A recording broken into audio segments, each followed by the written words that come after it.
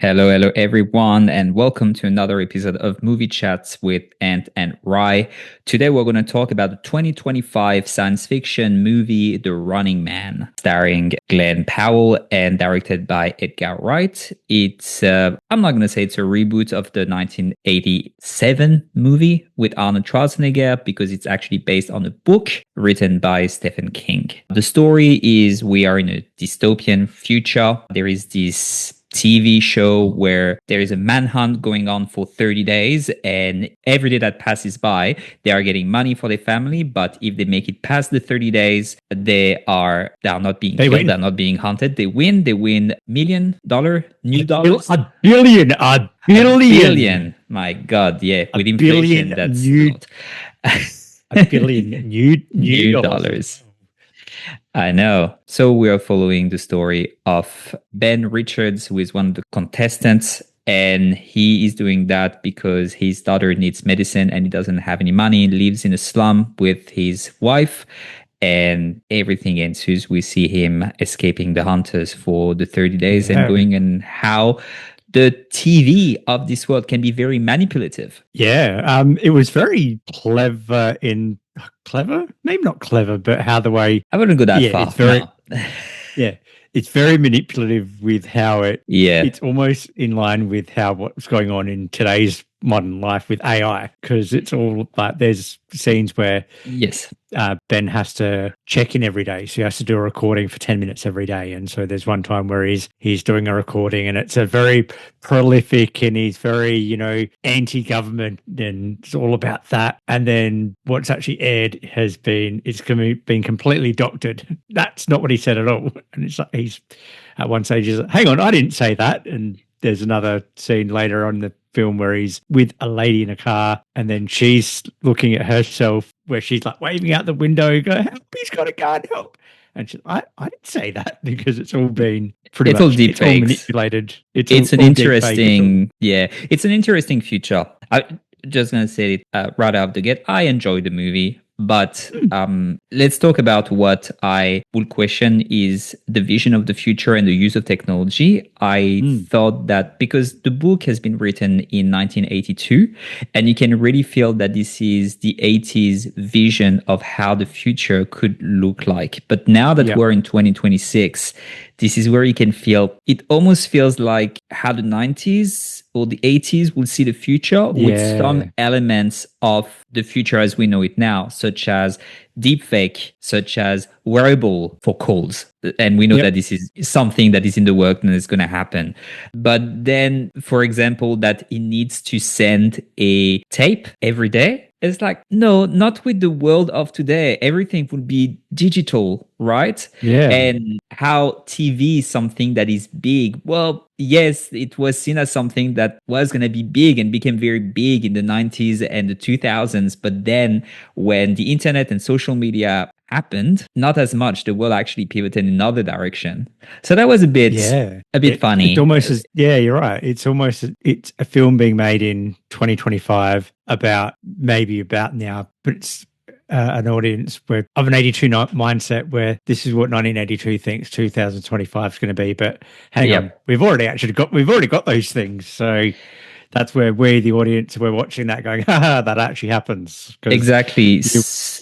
You scroll YouTube, you scroll your reels, and you see stuff and you go, wow, it looks real. I don't believe it. It's got to be AI now. That would be my main criticism of the movie, is that I think it lends very well when you are doing something in the 80s as a satire of how society is evolving with the craze for reality TV and trash TV that is going further and further, and people just eating that up.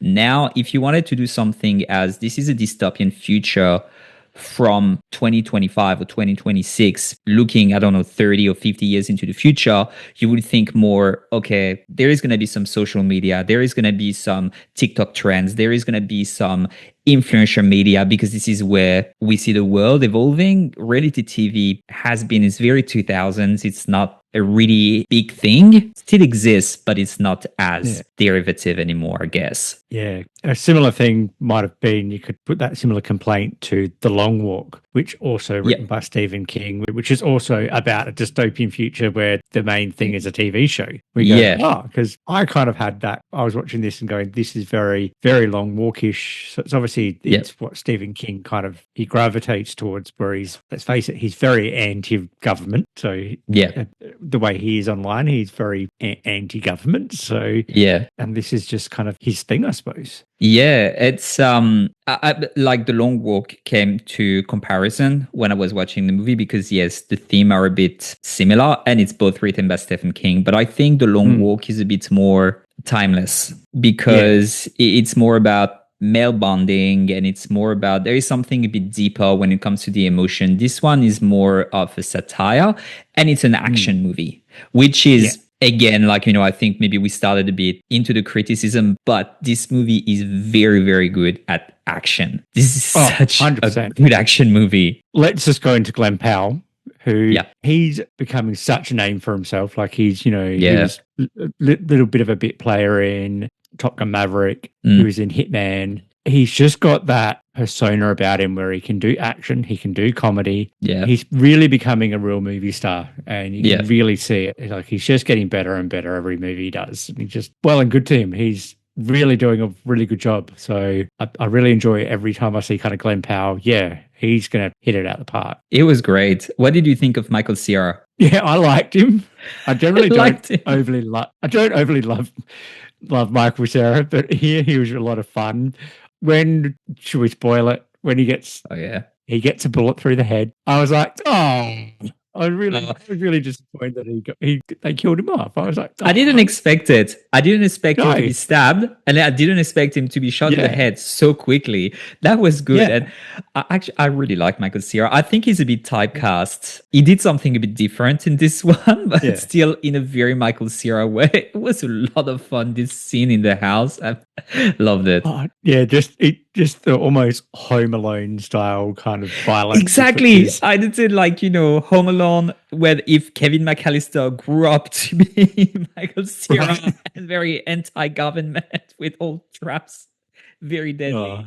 Loved it. I found myself a lot of the time really on the edge of my seat, just with like enjoying the tension where there's times where you think Ben's safe and then, oh my God, he's not. He's like, especially in the hotel scene where he's getting away from them, and he's like, he's just in his towel. Like, I don't look like that, so good on him for looking like that. But he's getting away from them. It causes an explosion. It's really just on the edge of your seat excitement. It does it really well. It's suspense and paranoia, and when there is the scene as well when he's disguised as a priest and somebody's talking to him, and then just finds out in the reflection the person was about to dob on him to get the money. So good. And the cockpit scene, the action in there was such a good scene.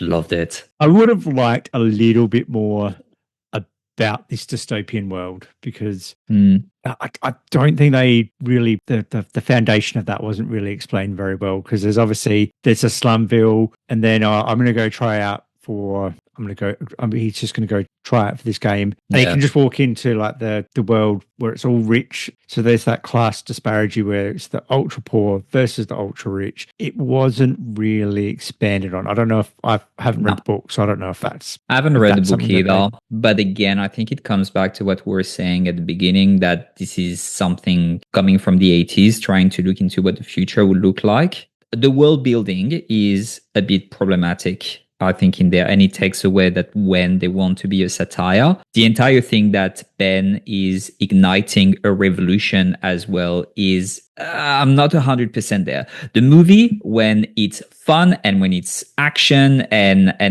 with the charisma of Glen Powell, it works very, very well. When it wants to be a bit deeper, I just think this is where it's not 100% there. Yeah, because obviously Ben, he goes to a few different people. He goes to the brothers at one stage, where the older brother just so happens to be a YouTuber who is just the biggest fan of this game show, and he goes, where did this person with the green or purple shirt? Oh, he was in episode 5 of season 1. That was just a little on the nose for me. It was just a little bit cliche of like, what luck of all the people in all the world.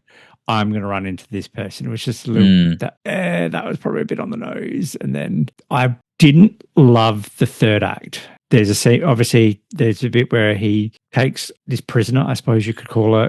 He's not really taking her hostage, but the woman, Amelia, they're only in the car for maybe a minute or two of screen time. So how long are they in the car for? Maybe 5 minutes. And it all feels too powerful for a woman he just met, where he's like, she turns around very quickly. She turns around very quickly. And it's just it was just forced emotion. And it just, that didn't work for me. Again, and this comes back to when it tries to be deep and meaningful, it doesn't work. No, it doesn't work 100%. It's not like it's terrible, but if you really want to ignite a revolution, I think you need a bit more than that, and you need to be more intention. Yeah, and it's just, it can be a figure, but you need to have other people like Michael Cera, for example. That will be the brain behind using the symbol to make things happen gradually. I don't think that would be something that would be overnight as well, if this is what your movie was about. But I don't think that this is what this movie is really about. This movie is fun action. Yeah, it's a fun action. It just tries to do too much in that regard. I want to talk on Josh Brolin's performance. Yeah. I loved this performance. This is good. This is the atypical movie bad guy that he's just slimy. He's just all things bad, and you just hate. You love to hate him. You love to hate him. He's the type of and with his fake teeth as well. Yeah, he's what all movie bad guys. Bond villainy, basically. And he's so good at it as well. He was good. I really enjoyed him. It's like a very good villain. Very American for a British filmmaker. Did you find? But I liked it. American. And because I think what I liked about it was Colman Domingo.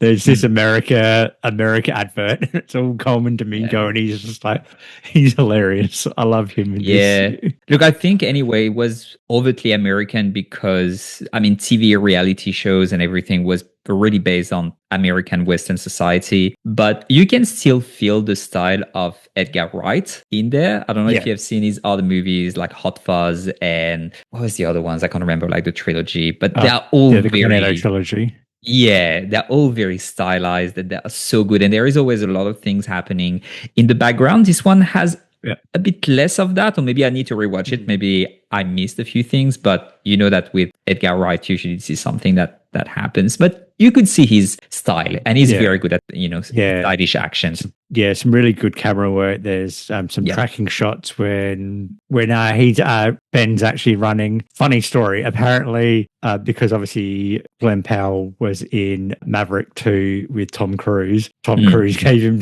training on how to run. True. And he's a pilot as well, apparently, because of Top Gun Maverick. There you go.